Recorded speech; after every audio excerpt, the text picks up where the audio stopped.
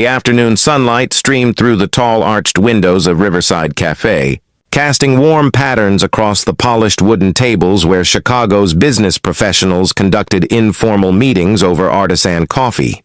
The elegant space hummed with quiet conversations and the gentle clink of espresso cups. Alexander Hayes sat at his usual corner table, reviewing contract documents for what would be the largest deal of his career. At 38, Alexander was the CEO of Hayes Development Group, and he was hours away from signing a $200 million partnership that would transform his commercial real estate company into a national powerhouse. The contract spread across the table represented months of negotiation with Meridian Investment Partners. Alexander had reviewed it multiple times with his legal team, but he believed in understanding every clause himself before signing anything of this magnitude. At the counter, Emma Walsh was in her second week working as a barista at Riverside Cafe. At 26, Emma had taken the job to pay bills while studying for her bar exam, having recently graduated from law school. The position was temporary and humble, but it provided flexible hours for studying and enough income to cover rent in her small apartment. What her coworkers and the cafe's regular customers didn't know was that Emma had graduated top of her class from Northwestern Law School with a specialization in corporate contracts and mergers.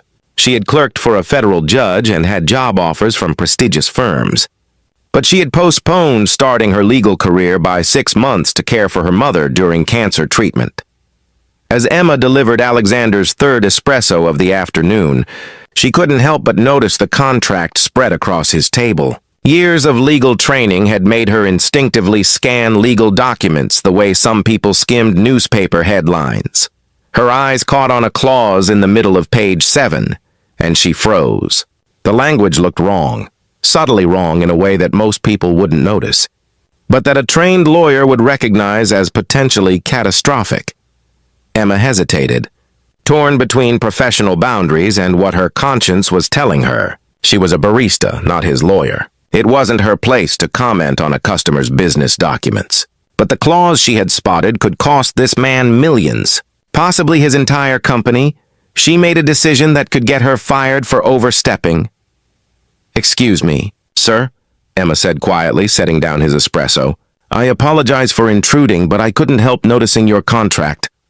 That clause in section 7.3, I think there might be an error."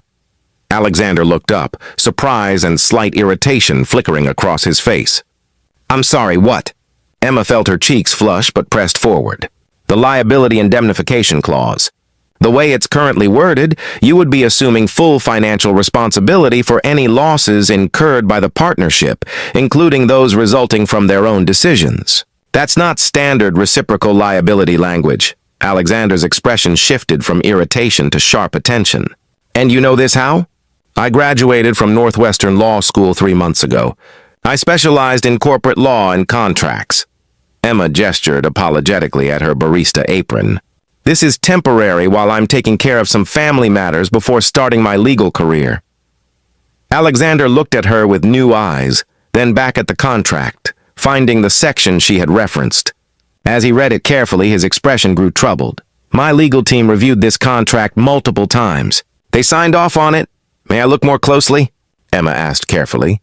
"I could be wrong, but if I'm not, this is the kind of clause that predatory partners bury in complex documents, hoping busy executives will miss it." Alexander hesitated only a moment before gesturing to the empty chair across from him. "Please." Emma sat down and began reading through the contract with the practiced speed of someone trained to spot problematic language. After 10 minutes, she looked up, her expression serious. "Mr. Hayes, I don't want to alarm you, but this contract has several clauses that substantially favor your partner while exposing you to significant risk.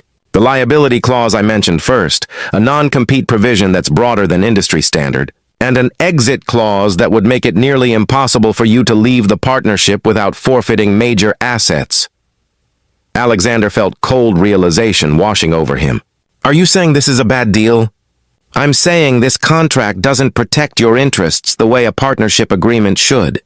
It reads more like a document designed to give your partner control over your company while you assume most of the risk." Alexander pulled out his phone and called his head of legal. "David, I need you to look at something in the Meridian contract. The liability indemnification clause in Section 7.3. Read it very carefully and tell me what it actually says." After several minutes of silence on the phone, Alexander heard his attorney's voice shift to alarm. "Alex, I need to review this entire contract again. I think we missed some problematic language." After ending the call, Alexander looked at Emma with a mixture of gratitude and concern. "If I had signed this contract without catching those clauses, what would have happened? Worst case scenario? Meridian could make high-risk decisions with your partnership assets, and if those decisions failed, you would be liable for the losses while they would be protected. They could effectively use your company as collateral for their own ventures while you bore the legal and financial consequences." Alexander felt nauseous thinking about how close he had come to signing. Why would my own legal team miss this? Sometimes when deals get complex and time pressures build, even good lawyers start skimming sections they assume are standard. Sophisticated bad actors count on that. They make 90% of the contract look perfectly normal, so the problematic 10% gets lost in the details. Emma paused, choosing her words carefully. "Mr. Hayes, I need to be clear about something. I'm not officially a practicing attorney yet. I haven't taken the bar exam. So nothing I've told you constitutes official legal advice. You need to have qualified counsel review this before making any decisions. But you caught something my entire legal team missed. I had fresh eyes and no time pressure coloring my judgment. Your team will see it now that they're looking carefully." Alexander studied Emma thoughtfully. "You said you have job offers from law firms. Which ones?" Emma named 3 prestigious Chicago firms, all known for corporate law practices. "And you're working as a barista instead because of family matters?" "My mother was diagnosed with cancer 6 months ago. I graduated early to help care for her during treatment. She's doing better now, which is why I'm planning to take the bar exam next month and start my legal career." Alexander made a decision. "Emma, I'd like to offer you a position as corporate counsel with Hayes Development Group. The salary would be competitive with the offers you've received, and we could structure it to begin after you pass the bar exam. But I'd like to hire you as a consultant immediately to help me understand what happened with this contract." Emma was stunned. "Mr. Hayes, you don't have to do this because I pointed out a contract problem. That's just basic decency. I'm not offering you a job out of gratitude. I'm offering because you demonstrated extraordinary professional judgment in a situation where you had nothing to gain and possibly something to lose by speaking up. That's exactly the kind of legal counsel I need." He gestured at the contract. "My current legal team is good, but they got comfortable. I need someone who will question every clause and every assumption, who won't let time pressure or deal momentum override careful analysis. You showed me you have that skill." Over the following weeks, Emma worked as a consultant while continuing to study for the bar exam. Her analysis of the Meridian contract revealed that it was indeed structured to give the investment firm control over Alexander's company while protecting themselves from risk. The deal was restructured completely, and Meridian ultimately walked away when they couldn't maintain their advantageous position. Alexander discovered through further investigation that Meridian had successfully used similar contracts to take control of 3 other companies in the past 5 years. Emma's intervention had saved not just $200 million, but his company's independence.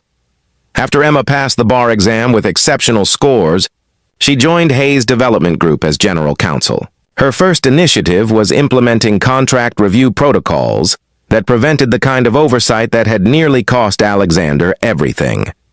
More importantly, Emma brought a perspective to the legal team that came from her unexpected path.